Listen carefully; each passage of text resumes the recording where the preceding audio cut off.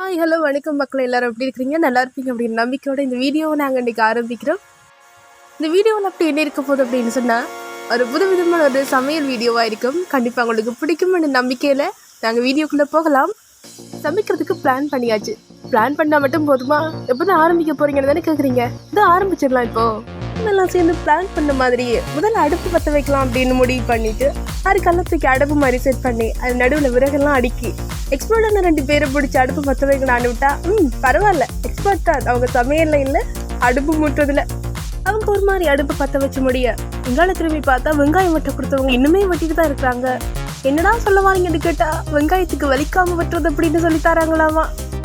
கால கொடுமை. வீட்டில் கிச்சன் எந்த பக்கம் இருக்குன்னே தெரியாதவங்க எங்கே விட்டு சமைக்க விட்டா இப்படி தான் நம்ம உயிரை வாங்கிட்டு இருக்கிறாங்க.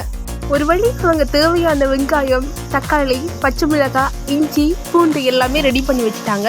அடுத்து நம்ம தேவையான அரிசி எல்லாம் ரெடி பண்ணி வச்சுட்டு சிக்கன் எடுத்து கழுவி எங்களுக்கு தேவையான அளவில் வெட்டிட்டு அந்த சிக்கனுக்கு தேவையான மசாலா எல்லாம் ஆட் பண்ணி அதை மிக்ஸ் பண்ணி வச்சிடலான்ட்டு அதுக்கு தயிர், இஞ்சி பூண்டு பேஸ்ட், அதுக்கு தேவையான அளவுக்கு உப்பு சேர்த்துட்டு நல்லா மிக்ஸ் பண்ணி கொண்டு இருக்கேக்கலாம் தெரியும்.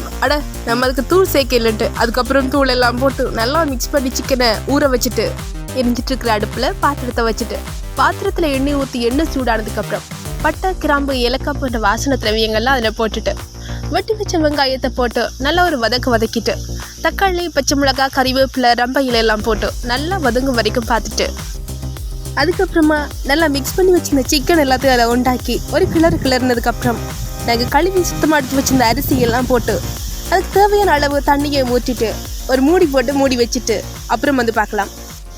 நமக்கு தேவையான பிரியாணி ஒரு பக்கம் ரெடி ஆகிட்டு இருக்க.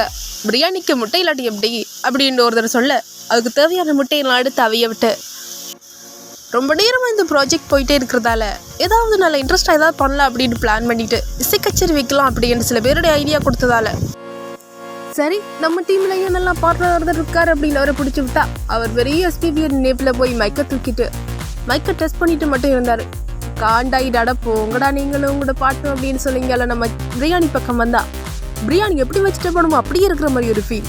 அதை எடுத்து பார்த்தா கொஞ்சம் உப்பு காணாத மாதிரி இருக்கோ அப்படின்ற ஒரு ஃபீல் ஆகி சரி கொஞ்சம் உப்பு போடுவோம்ன்ற கொஞ்சம் உப்பையும் போட்டு மறுபடியும் ஒரு கிளறி மூடியை மூடி வச்சுட்டு கொஞ்சம் ரிலாக்ஸ் பண்ணிட்டு வரலான்ட்டு கொஞ்சம் வெளியே போயிட்டு வந்தா பா பிரியாணி வேற லெவலில் ரெடி ஆகிட்டு இருக்கு.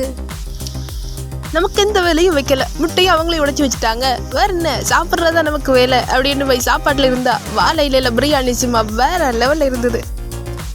சமைச்சு சாப்பிட்டு முடிஞ்சாச்சு. பிறகு என்ன இந்த டேயை கொஞ்சம் ஃபன்னான டேயாக மாற்றும் அப்படின்னு சொல்லிட்டு பாட்டை போட்டு ஒரு குத்தாட்டத்தை போட்டுட்டு அப்படியே நாங்கள் கிளம்பிட்டோம். ஸோ கண்டிப்பாக இந்த வீடியோ உங்களுக்கு பிடிச்சிருக்குமென்னு நம்புகிறேன். உங்களுடைய அன்பை ஆதரவு எங்களுக்கு தொடர்ந்தும் கொடுத்துட்டே இருக்க.